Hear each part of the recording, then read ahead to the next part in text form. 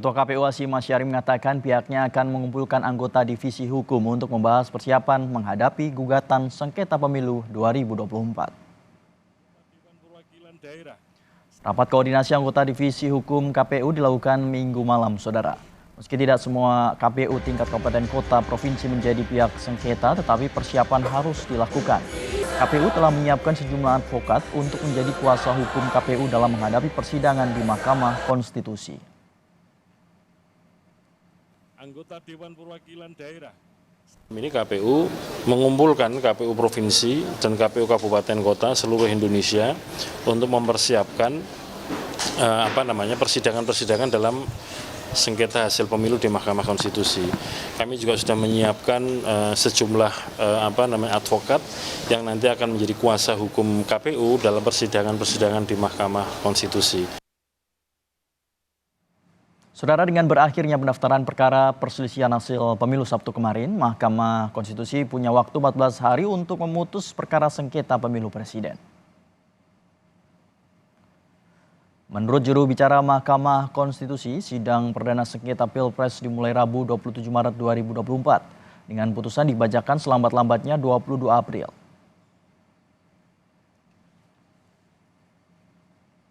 Sementara untuk sengketa pemilu legislatif, sidang perdana akan dilakukan pada 29 April hingga 3 Mei 2024. MK punya waktu 30 hari untuk memutus perkara, sehingga pembacaan putusan dilakukan selambat-lambatnya pada 7 hingga 10 Juni.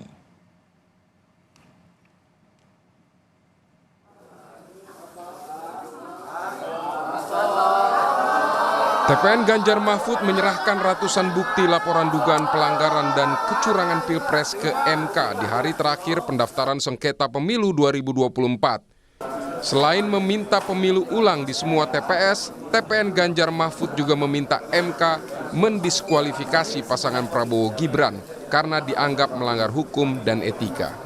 Kami meminta diskualifikasi kepada pasangan paslon 02 yang menurut hemat kami telah didaftarkan dengan melanggar ketentuan hukum dan etika. Dan itu sebetulnya sudah dikonfirmasi oleh MK-MK dan terakhir oleh DKPP. Ada diskualifikasi, kita juga memohon pemungutan suara ulang di seluruh TPS di Indonesia.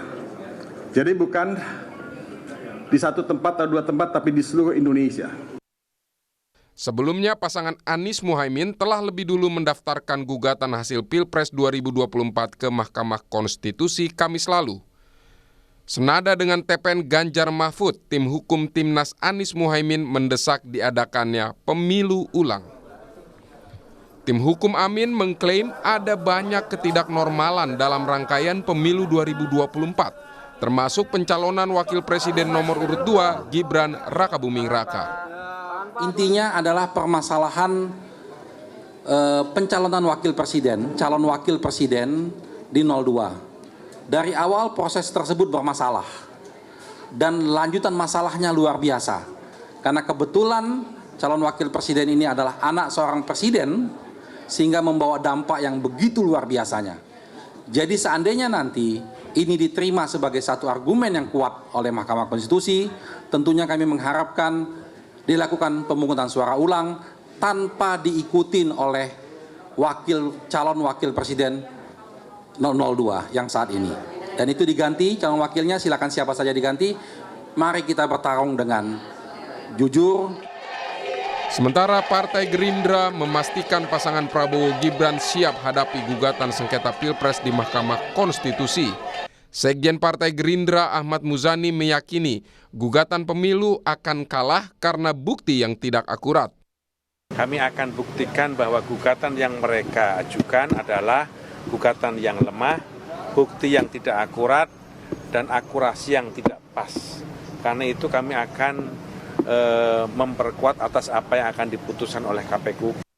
Berdasarkan data dari halaman mkri.id, pemohon yang menggugat hasil Pilpres 2024 ke Mahkamah Konstitusi adalah Anies Rashid Baswedan dan Muhaimin Iskandar, serta Ganjar Pranowo dan Mahfud MD.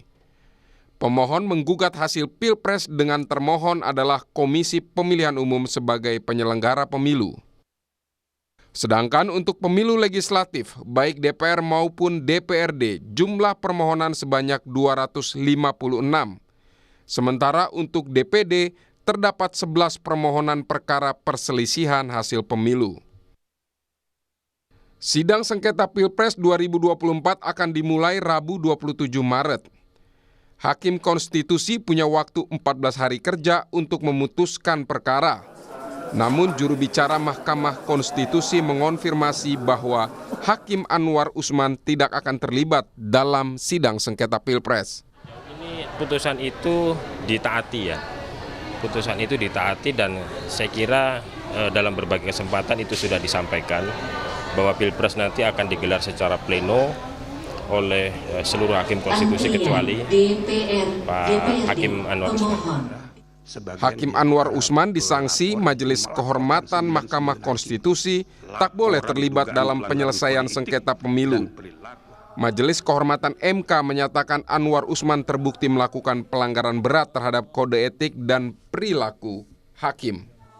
Putusan MK tersebut terkait putusan Hakim nomor 90 soal syarat usia Capres-Cawapres. Melalui putusan ini, keponakan Anwar, Gibran Rakabuming, dapat melenggang sebagai cawapres mendampingi Prabowo Subianto. Tim Liputan Kompas TV.